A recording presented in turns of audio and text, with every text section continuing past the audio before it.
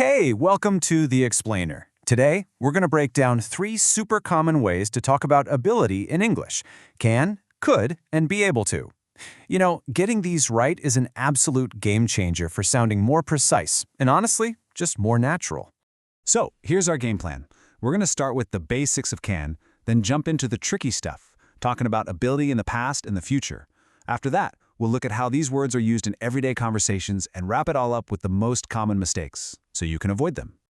All right, let's build from the ground up. First up is can. We're going to look at its main job, which is just talking about what someone or something is able to do right here, right now. So, at its very core, can is all about what's possible in the present. It's the go-to word we use to say what someone can do based on their skills, or what something can do based on, how it's built. Think of it as the default word for is able to. And you can see just how versatile can really is here. Look at these examples. We use it for everything, right? From learned skills like reading Italian to just natural facts. Dogs can't climb trees. It also works for design performance, like a car's top speed, scientific questions, and even just general possibilities, like Scotland's weather. Okay, so you've got the present down. Now let's talk about the past. And this is where it gets a little bit tricky. It's not always as simple as swapping can for could. This is a spot where a lot of people get tripped up, so let's really break it down. That is the million-dollar question, isn't it? And it's a classic point of confusion. The short answer? Not always. The longer answer is that there's a really key distinction you need to make to get this right every single time.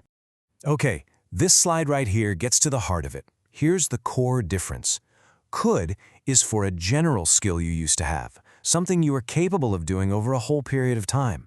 But, and this is the important part, for a specific achievement, something you pulled off just once, you need a different phrase entirely. Here we go, a perfect example. Could works beautifully here, because the speaker's talking about a general ability they had back when they were younger. It's not about one specific race on one specific Tuesday. It's about what they were generally capable of back then. But now, look at this one. Getting to the top of that mountain, that was a specific one-time success. It happened on a particular day, and it took a lot of effort. In this case, saying we could get to the top just sounds wrong. You have to say we succeeded in or we managed to show that you actually did it. Now hold on, because here comes the exception, and it's a big one. That whole rule about not using could for a single event, it only applies when you succeeded. When you're talking about a single failure in the past, couldn't is actually the perfect word. And this shows exactly how it works. You can say, you managed to find the street. That's a success. But you couldn't find her house. That's a single failure. See? For that one specific negative action in the past, couldn't is exactly what you need. All right, so we've handled the present, and we've navigated the tricky past. Now let's look ahead and figure out the right way to talk about abilities we'll have in the future.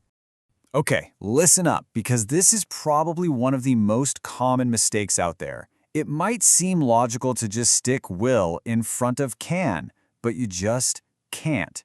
That structure, will-can, simply does not exist in English. You'll never ever hear a native speaker say it. So, the correct way to do it is to use this phrase, will be able to. That's it. That little phrase is basically the future tense of can. So you wouldn't say, I can speak French, you'd say, I will be able to speak French. It's a really simple swap to remember. So, of course, can and could aren't just about what you're physically or mentally able to do.